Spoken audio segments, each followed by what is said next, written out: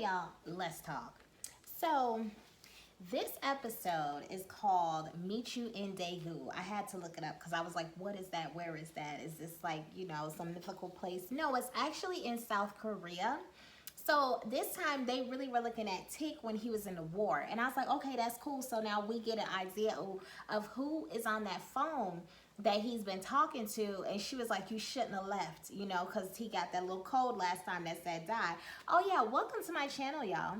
Welcome if you're new, and welcome back if you're returning. I'm in the midst of making another video. I got some other things going on, but we need to get into this episode because I'm a little behind, but not that bad. And we've got another one coming out in less than 24 hours, so it's time to get to it. So we start out with Gia. Her name is Gia, G-I-A, Gia. So Gia is a girl that Tick will end up falling for when he was out over there in Korea.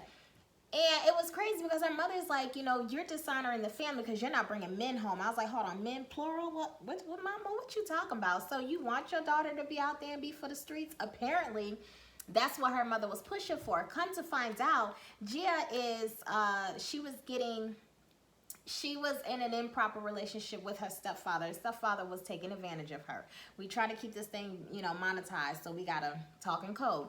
But apparently, to get rid of him, somehow there was a spirit or a demon put inside of Gia, or Gia may have lost her life and she came back as this being.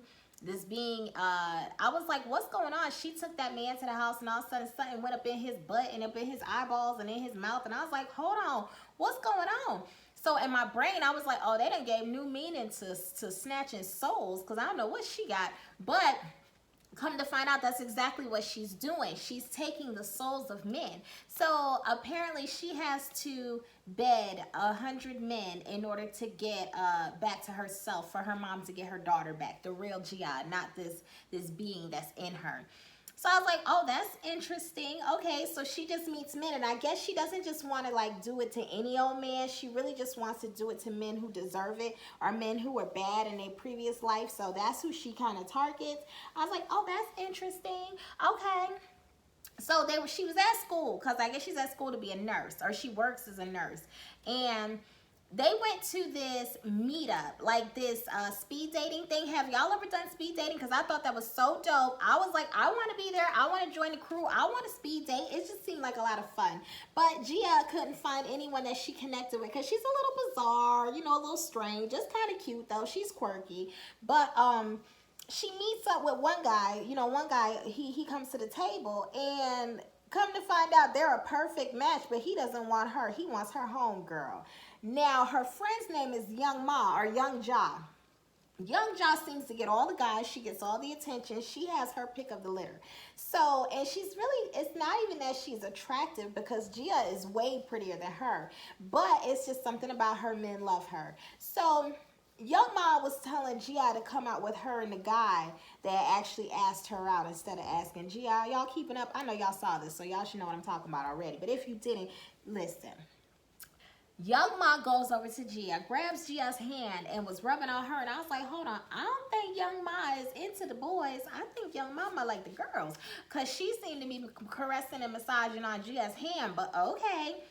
Gia was like, all right, I'm going to go out with you. So Gia's like, my mom's going to be mad because I'm not bringing any men home. And I was like, why does her mother want to sleep with men? This is before I found out the reason why she needs to sleep with all these men to, I guess fulfill the whatever it was that they owed to the witch lady, the white witch lady up in the snow mountains.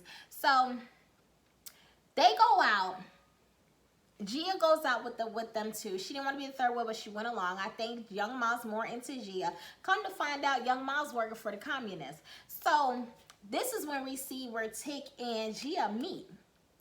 Tick meets Gia, well, Gia meets Tick by him blowing one of her friend's brains out, and she was next. But Young Ma jumped in, because the army was like, hold on, who is here working with the communists? We know it's one of y'all, and we just gonna get rid of each one of y'all until we figure out who it was.